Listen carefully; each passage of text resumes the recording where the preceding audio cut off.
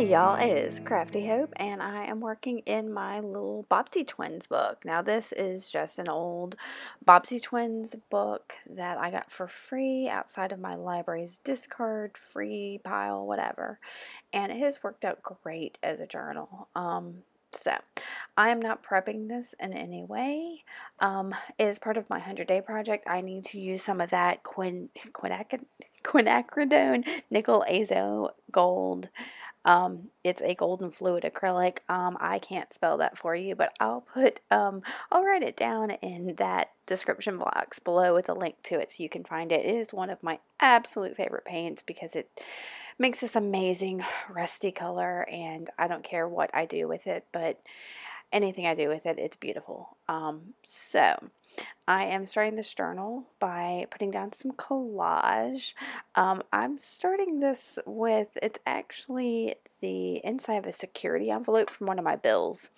I was paying the bills and I noticed this black and white hash mark on there, and I was like, I'm going to keep that to put in my journal, and I did. So I've got it, and then I'm just adding a couple other little things. At the top of the page up there, I saw, a lot of times I don't read what's on the page when I'm doing this because I can get all wrapped up in it.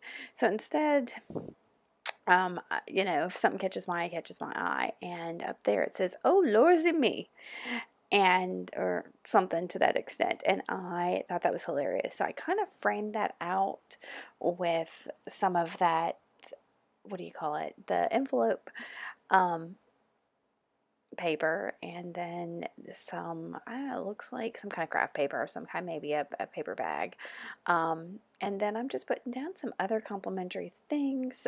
That big piece I just put down there is some kind of thicker tissue paper that, here's another piece of it. I had, somehow I'd sprayed a bunch of stuff on it at some point, and so there's a couple pieces of that have a little bit of spraying on it. And I don't go real crazy with this page.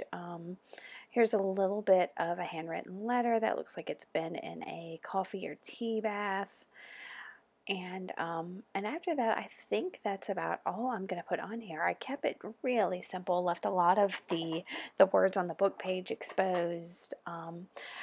I tore through this this actual journal page this day, because again, anything I put that nickel azo on, it just turns out beautifully, so I wasn't super stressed about it.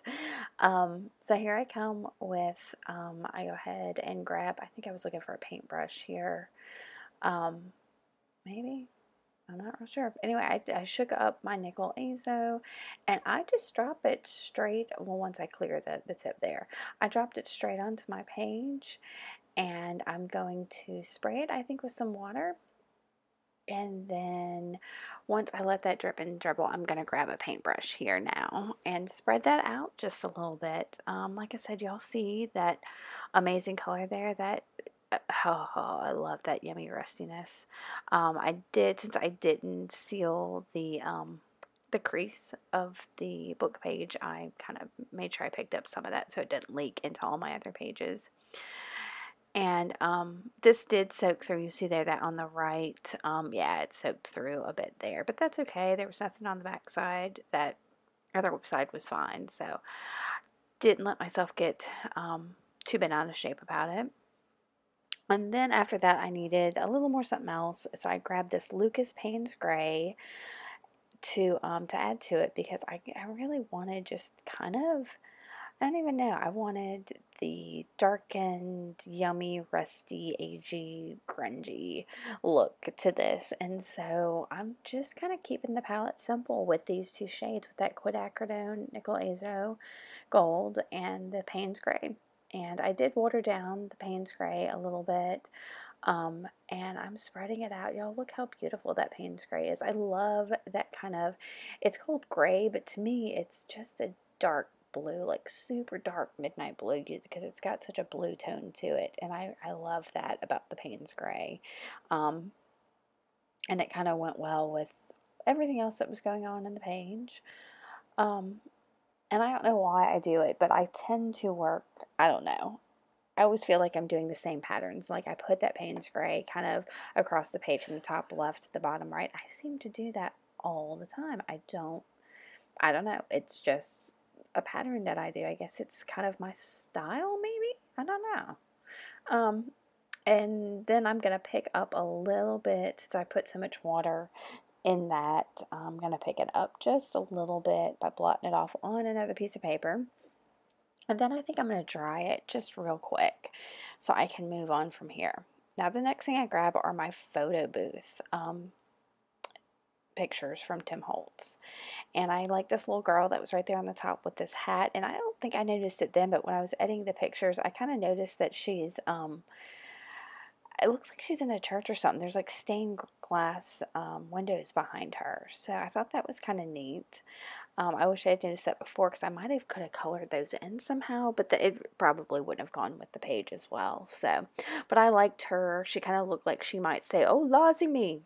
So, when I went to go grab my Distress Oxide in Rusty Hinge, which kind of goes with the Quinacridone Nickel Azo Gold, to do the edges, I had some dried flowers sitting over near my Distress Oxides, and so I grabbed just one of these. I'm not it's some kind of hydrangea flower. So I grabbed that.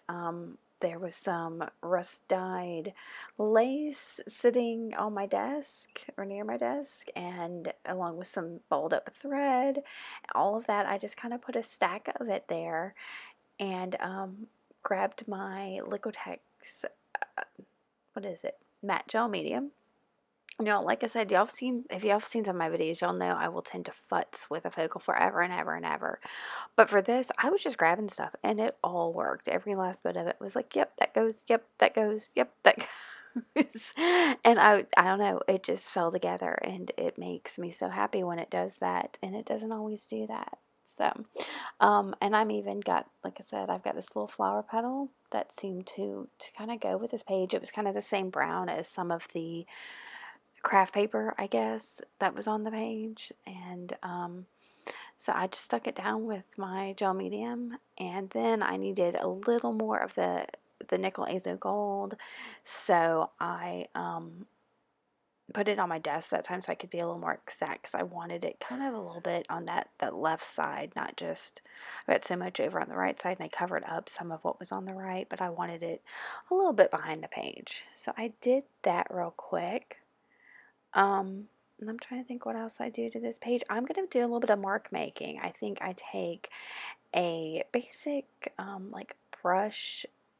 I think it's a brush. It's a black pen, and I make a couple little marks on each side of the page, and then I'm going to take my big fat pencil and do a little bit of scribbling.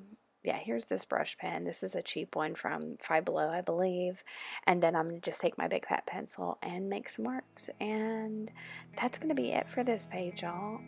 If y'all like it or have if y'all have any questions, let me know. If y'all like it, give me a thumbs up and make sure to subscribe. Alright, there's going to be some pictures of this at the end so you get a better look of it. And thanks for watching. Keep on crafting on. Bye.